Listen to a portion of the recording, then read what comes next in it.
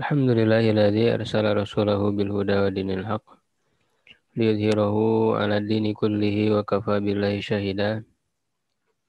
Asyhadu an la ilaha illallah wahdahu la syarika lah wa asyhadu anna Muhammadan abduhu wa rasuluh alladzi la nabiyya ba'dah.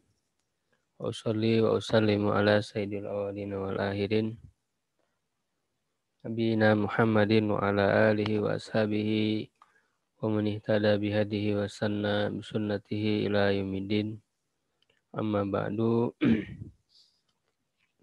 Alhamdulillah ikhwah sekalian, kita kembali berjumpa di kesempatan hari ini untuk melanjutkan kajian kitab rutin.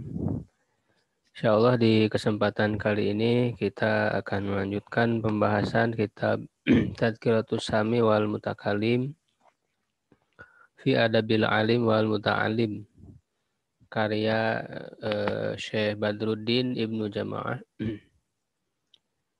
Dan kita masih di pembahasan adab seorang muta'alim, pelajar bersama syekhnya ya.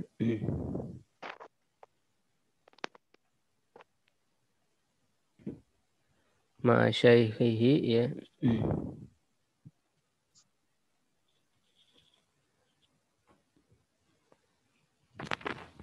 Wa qudwatihi dan meneladaninya, wa ma yajibu alaihi min azimi hurmatihi, dan apa yang wajib dari kebesaran kehormatannya. Bagian yang kedua ya, poin yang kedua.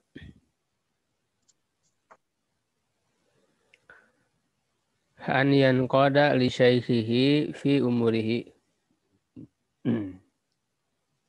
Hendaklah seorang alim itu tunduk ya kepada syekhnya, kepada gurunya fi umurihi di dalam urusan-urusannya. Wala yakhruju an ra'yihi, dan janganlah dia keluar dari pendapatnya, wa tadbirihi, dan pengaturannya. Begitu. Jadi ikuti saja dulu pendapat guru itu. Ya, dan juga pengaturannya, bagaimana aturan yang dia terapkan. Ya, di dalam pengajaran, di dalam pendidikannya gitu. Mengikuti alur. Ya, agar bisa mendapat manfaat dari pendidikan dan pengajaran guru itu. Ya, jadi jangan banyak protes, apalagi menyangga dan sebagainya. Ya, itu merupakan adab. Bal yakunu ma'ahu. Ya, tetapi dia bersama syekhnya itu, seorang murid bersama syekhnya itu, kal maridi ma'at tabibil mahir. Seperti seorang yang sakit bersama dokter yang mahir. Gitu. Jadi dokter tahu gitu apa yang harus dilakukan untuk menyembuhkan yang sakit itu. Ya. Jadi yang sakit itu ikut saja kepada dokter ya, mengikuti arahan-arahan dokter, apa yang harus dilakukan dan sebagainya. Begitu juga bersama dengan syekh. Karena syekh juga mengetahui itu bagaimana cara membimbing dirinya, cara mengobati hatinya. Begitu. Fa yushawiruhu fima yaksiduhu. Ya, dia bermusyawarah ya dengannya pada tujuan yang dia maksud, yang dia inginkan ya dalam pengajaran, dalam pendidikannya. Meminta pendapatnya begitu ya. Wa yataharra ridahu, dan memilih ridhonya, fima ya'tamiduhu, apa yang ia pegang ya. Gitu, apa yang dia inginkan, yang dia pegang teguh ya. pada diri seorang murid, ya, dan dia mengharapkan ridho, ya, keridoan dari gurunya itu. Wa yubaligu fi hurmatihi, dan bersungguh-sungguh, ya, di dalam menghormatinya. Wa yataqarrabu ilallahi bi khidmatihi, ya, dan bertaqarrub kepada Allah, ya, mendekatkan diri kepada Allah dengan berkhidmat kepada syekh itu, ya, dengan membantunya, ya, gitu. Wa ya'lamu anna dzullahu li syaihi izzun. Ya, dan dia mengetahui bahwa kerendah dirian kepada syekhnya, jadi dia merendah diri, ya, kepada syekhnya, ya, dengan siap berkhidmat, membantu, ya, gitu. Bahkan istilahnya dari para salafus saleh dulu itu mengatakan, ya, kalau ada seseorang yang menjadi guru, ya, mengajarkan kepadaku ilmu, maka aku siap untuk menjadi budak baginya, sampai seperti itu, begitu, ya, istilahnya itu. Dari kalangan salafus saleh mengatakan seperti itu, ya, karena saking harus ikram, harus menghormati, begitu, ya, dan ini memang sesuai dengan ajaran Nabi SAW, agar memuliakan guru, memuliakan orang yang berilmu. Ya, karena memuliakan guru, ya, syekh, artinya memuliakan ilmu itu sendiri, ya, sedangkan ilmu itu kan sudah ditinggikan oleh Allah, ya, ahli ilmu itu, ya. Yarfa'illahu alladzina amanu minkum walladzina utul ilma darajat. Jadi wajar, begitu, ya. Ya, jadi kerendah dirian kepada syekh itu izun, merupakan kemuliaan, ya, merupakan kebanggaan, ya. Wa khudu'ahu lahu fakhrun, ya, dan tunduk kepada syekh itu merupakan fakhrun, ya, suatu hal yang dibanggakan. Wa tawadu'uhu lahu rif'atun, dan tawadu, ya, kepadanya, kepada syekh itu, kepada guru itu adalah merupakan, ya, ketinggian. Jadi ketika merendah bukan berarti kita menjadi rendah, justru disitulah ketinggian yang ada, menghormati ulama, memuliakan ulama, ya, di saat hari-hari ini kita menyaksikan, melihat orang-orang, ya, begitu melecehkan para ulama, ya, melecehkan guru-guru, para masyayikh, ya, terlepas dari apa namanya, ada perbedaan-perbedaan di antara para ulama, para guru itu, ya, atau para habaib itu dalam masalah-masalah keilmuan, ya, karena sudah wajar, ya, ada perbedaan pendapat dalam masalah-masalah furu, ya, begitu. Yang jelas kita harus memuliakan para ulama itu, orang-orang berilmu itu, ya. Ini merupakan ajaran Islam. Ya, jangan sampai karena hanya gara-gara berbeda pendapat, ya, berbeda mazhab, ya, lalu kemudian kita menjadi tidak menghormati ulama yang di luar mazhab kita. Nah, ini tidak boleh. Siapapun ulama itu, meskipun berbeda mazhab dengan kita, berbeda metode, ya, di dalam apa namanya, keilmuan Islam, ya, kita tetap harus menghormati, memuliakan, gitu, karena kita melihat sendiri mereka adalah para ulama yang memiliki apa namanya, jamaah yang ya, yang mereka bimbing, punya para santri, punya pesantren dan sebagainya.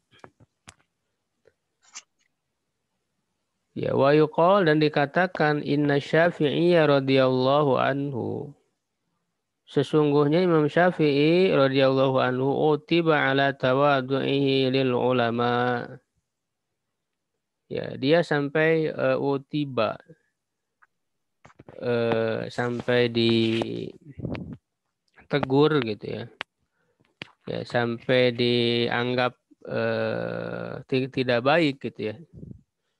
Atas tawadunya kepada ulama, ini menunjukkan sangat-sangat tawadu para Imam Syafi'i kepada para ulama. Jadi ulama itu sendiri telah mencontohkan bagaimana harus bersikap tawadu, merendah ya kepada para ulama itu. Faqala, maka ia berkata ya di dalam syairnya, uhinu lahum nafsi fahum yukrimunaha walan takruman nafsul lati la tuhinuha.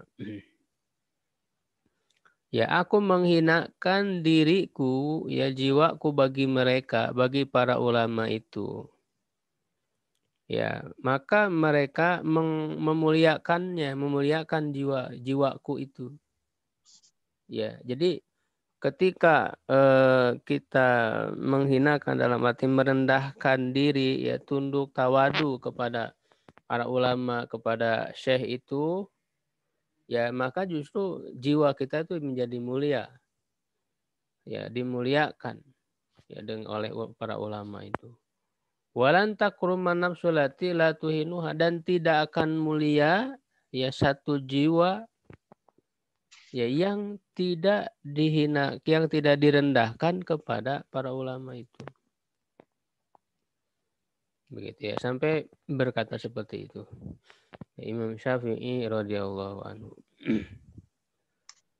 Ya, dan ada contoh yang jelas juga dari para sahabat ya. Wa akhadha Ibnu Abbasin radhiyallahu anhu ma'a jalalatihi wa baitihi wa martabatihi. Dan Ibnu Abbas radhiyallahu anhu ya seorang sahabat yang sangat keilmuannya sangat luar biasa. Puncaknya ilmu para sahabat. Ya, karena memang dia didoakan oleh Nabi ya, Allahumma faqihu fiddin wa 'allimhu ta'wil. Ya Allah, pahamkanlah dia terhadap agama. Ya, jadi dia menjadi ulama yang sangat luar biasa Ibnu Abbas itu. Dan bahkan dia adalah tentu ahli bait Nabi SAW. Ya, yang merupakan sepupuh Nabi. Ya, bersamaan dengan kemuliaannya, ma'ajalalatihi wa baitihi, dan rumahnya ya merupakan ahli bait Nabi, termasuk keluarga Nabi, wa martabatihi, dan martabatnya ya dia mengambil tali kekang tunggangan Zaid bin Thabit Al-Ansari. Zaid bin Thabit juga adalah seorang ulama ya di kalangan sahabat. Ya, tapi agak agak lebih tua daripada Ibnu Abbas ya. Waqala, dia berkata, ya jadi pada saat Zaid bin Thabit mau menaiki tunggangannya itu tali tali kekang tunggangannya itu dituntun gitu, diambil. Ya, jadi dalam bentuk berkhidmat ya kepada Zaid bin Thabit ini. Karena dia memposisikan Zaid bin Thabit itu sebagai gurunya. Ya, lalu dipersilahkan untuk naik gitu ya, naik ke tunggangannya, hewan tunggangannya. Gitu ya. Dan dia berkata, nah ini adalah merupakan ajaran di dalam Islam ya. Beliau mengatakan, Abdullah bin Abbas mengatakan, hakaza umirna an naf'ala bi ulama'ina. Beginilah kami diperintahkan ya untuk berlaku terhadap ulama-ulama kita. Ya, dan sebelumnya memang ada kisah ya bagaimana Abdullah bin Abbas ini ya setelah Rasulullah SAW wafat, karena dia usia masih sangat muda ya, sekitar 13 tahun ya ketika Rasulullah wafat itu. Ya, dan dia mengajak kepada salah seorang pemuda dari Ansor untuk menuntut ilmu, belajar hadis-hadis kepada para sahabat yang senior. Ya, tetapi anak muda Ansor itu tidak memiliki semangat yang sama ya. Dia mengatakan, siapa kita? Apakah kita akan diterima, didengar oleh mereka gitu ya. Jadi dia berputus asa. Tapi Abdullah bin Abbas kemudian meninggalkan seorang anak muda dari Ansor yang tidak punya semangat itu. Dia belajar kepada para sahabat ya yang senior, termasuk kepada Zaid bin Sabit, sampai pada waktu siang ya datang ke rumahnya tanpa mengetuk, dia tunggu saja di luar gitu ya. Sampai keluar Zaid bin Sabit itu, sampai dia tertidur di bawah ya, sampai berdebu badannya itu. Ketika keluar, mengapa engkau tidak menyuruh orang saja untuk agar aku datang kepadamu gitu ya. Nah, di sini Abdullah bin Abbas mengatakan bahwa ya justru sayalah harus datang ya gitu. Justru guru lah yang harus didatangi. Ya, sehingga terkenal perkataan Imam Malik ya, yang mengatakan al ilmu yu'ta walayati. Ilmu itu didatangi ya, tidak mendatangi. Ya, itu adalah perkataan Imam Malik kepada Khalifah Harun ar-Rasyid ya, ketika menyuruh Imam Malik itu untuk datang ke istana mengajari anaknya yaitu Amin dan Ma'mun. Tapi Imam Malik tidak mau untuk datang ke istana. Dia tidak mau merendahkan ilmu ya, dibawa ke istana. Kalau mau belajar ke sini saja datang. Datang saja ke majelisku gitu ya. Begitu. Dengan syarat jangan melangkahi pundak orang-orang. Ya, jadi jangan mentang-mentang anak khalifah begitu ya. Dia menonjolkan diri di dalam majelis, jangan. Tapi silakan datang ke majelisku, duduk di mana saja, mendapatkan tempat duduk. Seperti itu ya. Bagaimana penghormatan terhadap ilmu di dalam Islam. Ya. Nah, ini contoh dari sahabat mulia ya, antara Abdullah bin Abbas dan Zaid bin Sabit. Begitu. Meskipun kita tahu misalnya Abdullah bin Abbas dan Zaid bin Sabit ini ada perbedaan ya dalam ilmu faraid misalnya, ada perbedaan pendapat ya di dalam masalah-masalah yang zonni ya, yang tidak qat'i. Nah, lalu sebetulnya setelah itu Zaid bin Sabit itu membalas lagi dengan mengambil tangan Abdullah bin Abbas dan menciumnya. Ya, dan dia mengatakan, beginilah kami diajarkan untuk menghormati ya zuriyah Nabi SAW. Untuk menghormati ahli ahli bait Nabi SAW. Begitu. Ya.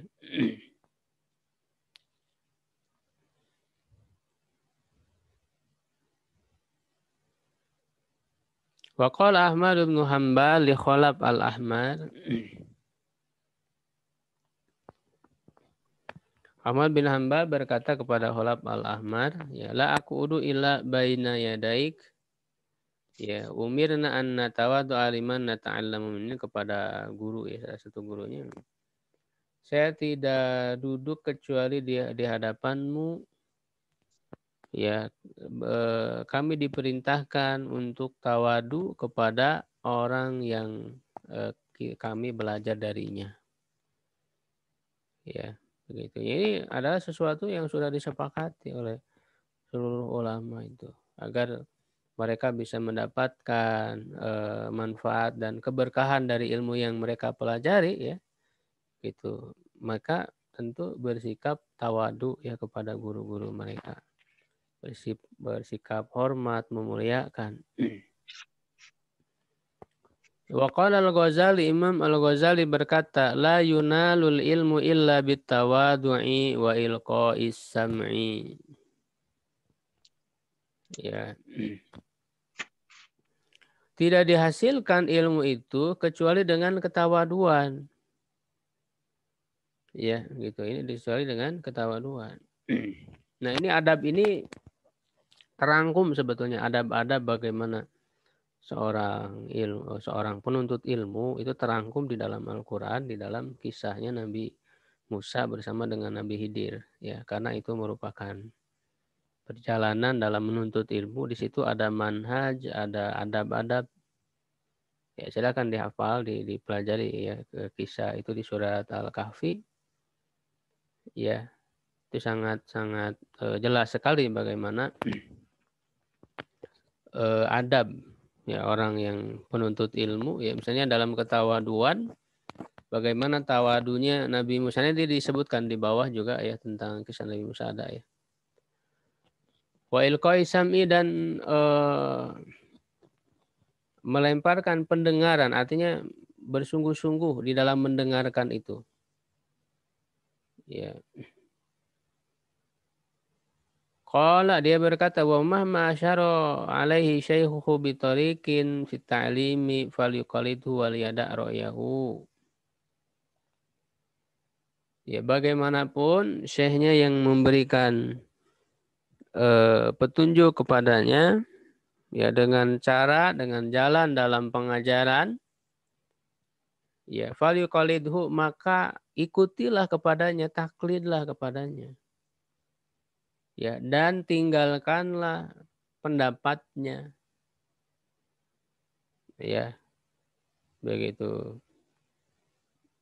Fakhata mursydihi, ya, kesalahan mursyidnya, pembimbingnya, gurunya, anfa'ulahu, lebih bermanfaat baginya, min sawabihi fi nafsihi, daripada benarnya pada dirinya. Ya, ikuti saja dulu. Ya, ketika ada kesalahan, ya, tidak ada manusia yang sempurna. Ikuti saja. Ya, nanti ketika kita terus banyak belajar, kita misalnya tahu, oh itu salah.